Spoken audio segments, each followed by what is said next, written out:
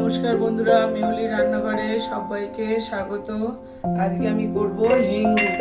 তার জন্যে আমি পেটি মাছটাকে টুকরো করে কেটে নিয়েছি আর ডুমো করে আলু কেটে নিয়েছি। এবার কড়া বসিয়ে দিয়েছি, দিয়ে তেল দিয়ে দেবো 3-4 চামচ তেল দিয়ে দিলাম। এবার আমি মাছটাকে একটু নুন হলুদ মাখিয়ে নেবো।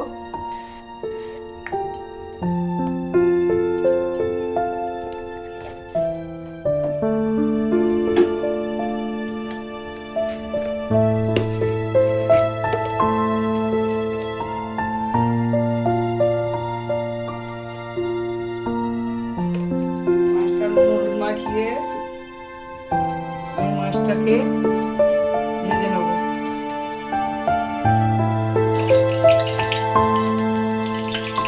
তেলটা গরম হয়ে গেছে, এবার আমি মাছগুলোকে ভেজে তুলে নেব।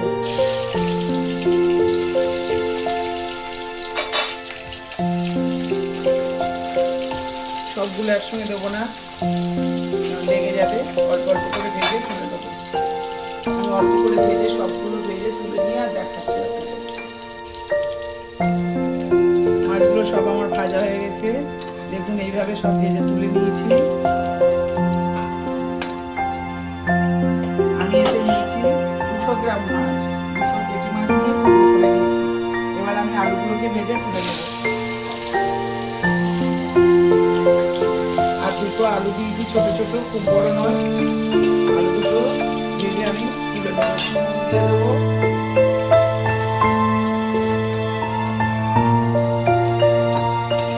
আলুগুলোকে আমি ভেজে তুলে নেব। আলুটা আমার ভাজা হয়ে গেছে, আলুটা তুলে নেব।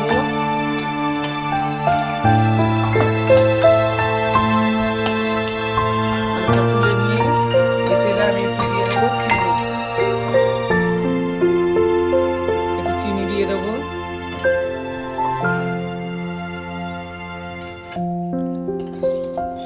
চিনিটা দিয়ে একটু ক্যারামেল হলে তারপর আমি দিয়ে দেবো হিংটা।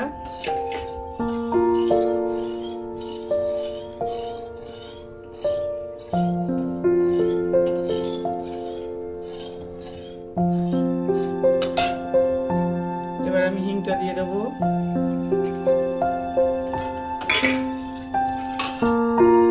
হিংটা দিয়ে আমি দিয়ে দেবো একটু রসুন বাটা,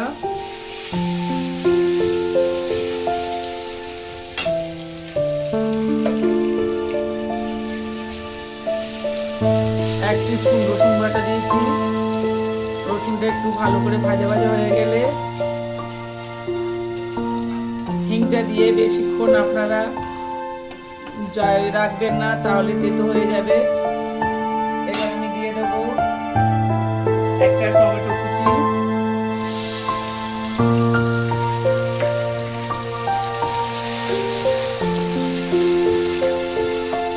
টমেটো কুচিটা দিয়ে ভালো করে নেড়ে আমি নুনটা দিয়ে দেবো, যাতে টমেটোটা ভালোভাবে নরম হয়ে যায়।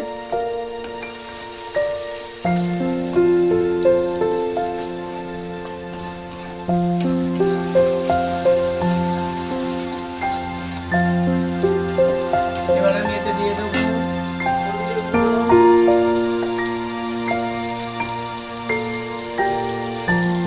এক টিস্পুন হলুদ গুঁড়ো,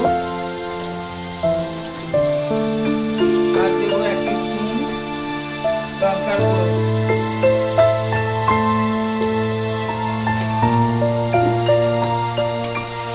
দিয়ে মশলাটাকে আবার একটু ভালো করে কষিয়ে নেবো। এতে আমি দিয়ে দেবো কাঁচা লঙ্কা কুচি, 5-6টা কাঁচা লঙ্কা কুচি এতে দিয়ে দিলাম। দিয়ে একটু ভালো করে নেড়ে আমি এতে দিয়ে দেবো কারি পাতা। আমি কারি পাতা দিয়ে দিলাম। দিয়ে মশলাটাকে আবারও কিছুক্ষণ ভালো করে কষিয়ে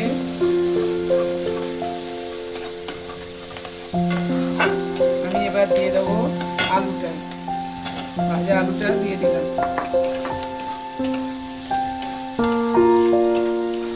ভাজা আলুটা দিয়ে একটু কষিয়ে নিয়ে ওর সঙ্গে মাছটা দিয়েও আমি একটু কষিয়ে নেব।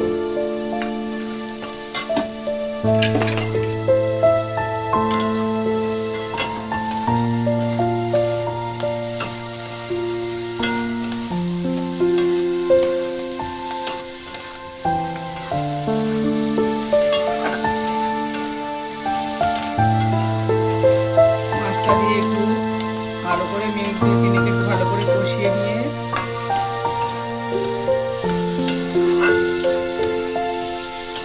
এবার আমি জল দিয়ে দেবো।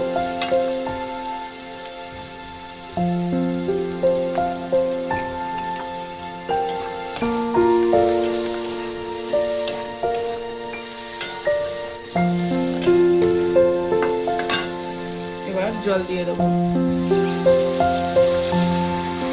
জলটা খুব বেশি দেবো না, এই তরকারিটা মাখা মাখা হবে।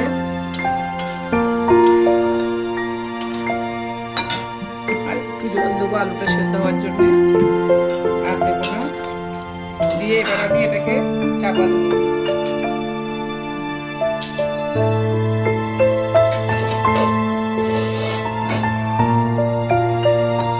চাপা দিয়ে আমি মিনিট 5-7 ফুটতে দেবো। আমি 5-7 মিনিট পরে ঢাকাটা খুলে আপনাদেরকে দেখাচ্ছি। খুব সুন্দর একটা গন্ধ বেরিয়েছে, যেহেতু কারি পাতা পড়েছে। এবার আমি এতে দিয়ে দেবো 1 চামচ পাতিলেবুর রস আর একটু গরম মশলা গুঁড়ো, অল্প করে একটু গরম মশলা গুঁড়ো আর 1 চামচ পাতিলেবুর রস দিয়ে দিলাম। দিয়ে একটু নেড়ে চেড়ে আমি এটাকে ঢেলে নেব।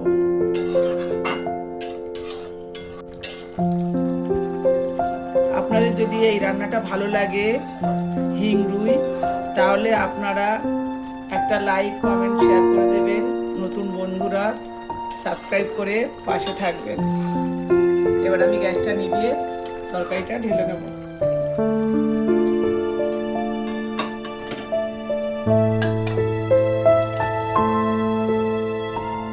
দেখুন বন্ধুরা, কত সুন্দর হয়েছে হিং রুই।